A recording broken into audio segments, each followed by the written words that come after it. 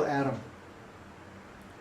atom. It's something like a tenth of a nanometer, very, very small. So this tiny particle can easily become embedded in a plant, and then when a person eats it, the plant moves through their body and becomes embedded in the semen. And then when the semen is injected into the womb, the soul develops a body in that fertile environment.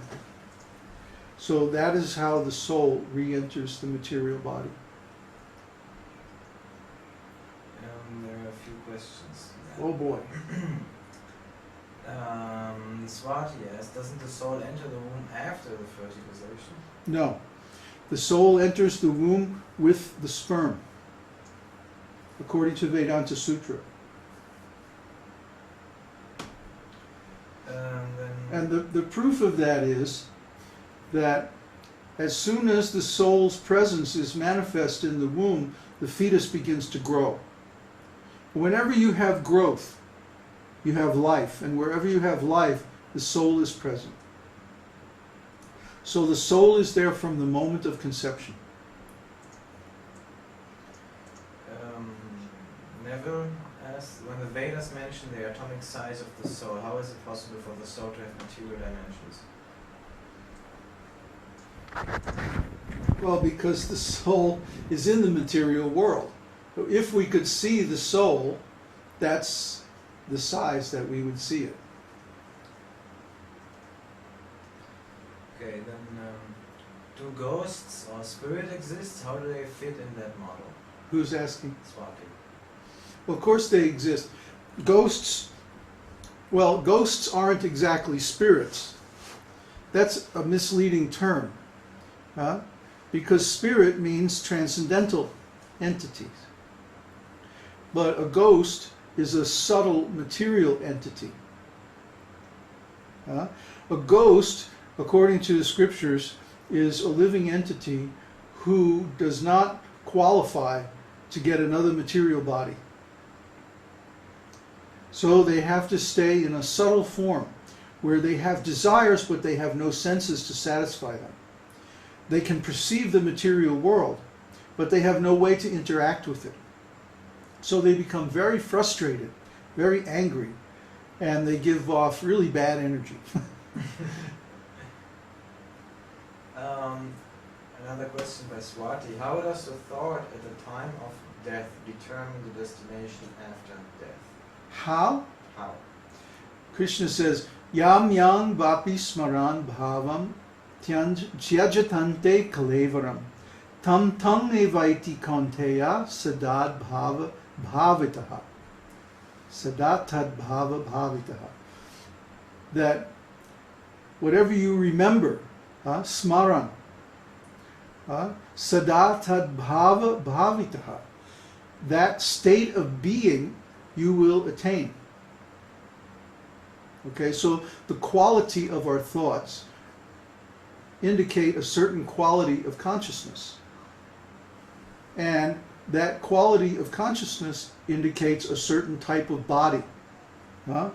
For example, when we see somebody who is in very strong material consciousness, overcome with material desire, we say, oh boy, that guy's an animal.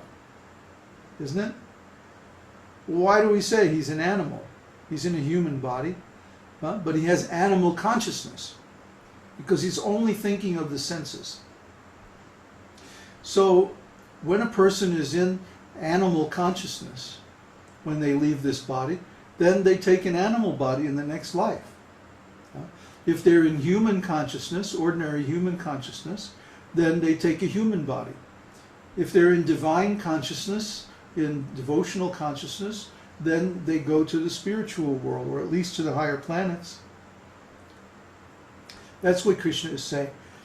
But again, what do we remember at the time of death? If anybody's ever had a near-death experience, like I have, you will remember the sum total of the impressions of your whole life. People say your whole life flashes before your mind's eye at the time of death, and that's true. So what are you going to remember at the time of death? It's everything that you did in this whole life. The sum total of the quality of impressions of this entire lifetime is what you're going to remember at the time of death. So that means the typical idea of, well, I'm going to live life to the fullest now, and then maybe when I'm old, I'm going to get spiritual. Huh? I'm going to engage in spiritual life. Right now, I'm going to enjoy myself, and then when I'm old, I can do sadhana and all that stuff. But that's bogus. That's bogus, because what it means is, right now, you're accumulating many, many, many impressions of material quality. And at the time of death, those are going to flash before your eyes, and you're going to remember that state of consciousness. And actually, it's very unusual, very rare, for a person to be engaged in material habits their whole life and then suddenly change when they're old. Actually, it's very hard to change when you're old. It's much easier to change while you're young, strong, adaptable. So in India, there's a saying, a saint in truth is a saint in youth. In other words, someone who is really a saintly person will demonstrate saintly qualities already while they're young. They won't wait until they're old, but they deliberately renounce the material enjoyment that they could have in order for a higher spiritual enjoyment.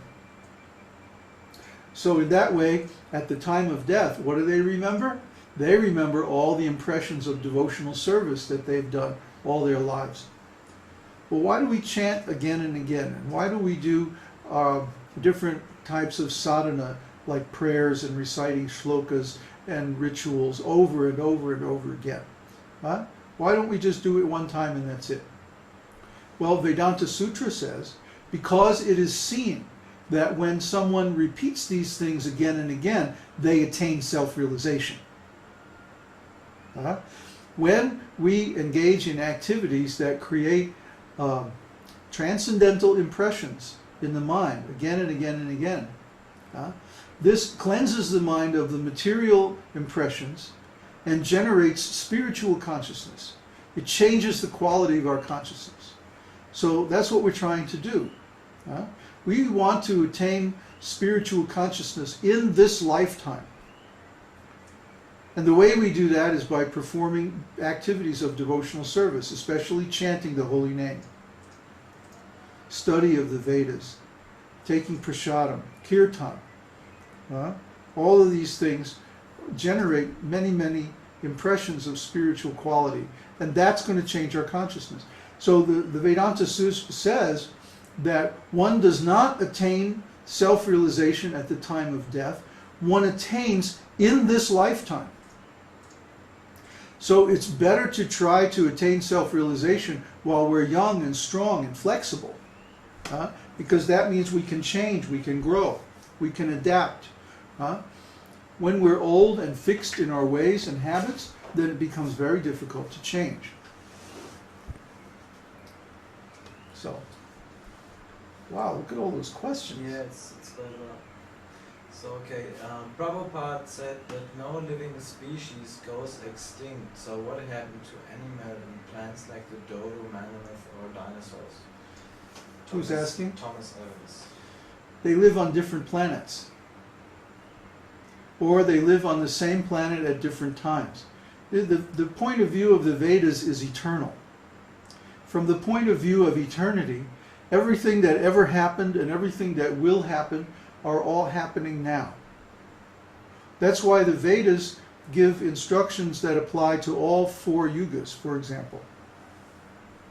And we have to be intelligent to understand which of those instructions applies to the present yuga, or the present conditions that we're in. And this requires some spiritual intelligence. All the species that ever existed exist somewhere in the universe. Maybe they're not existing on this planet at the present time, but they're there on some planet somewhere. Not a problem. Okay, then Michael Rhodes asks, My father, who passed away 8 years ago, comes to me in dreams from time to time, teaching me and giving me useful energy about various things, including my health, etc. Do the Vedas have anything to say about this kind of communication from our ancestors?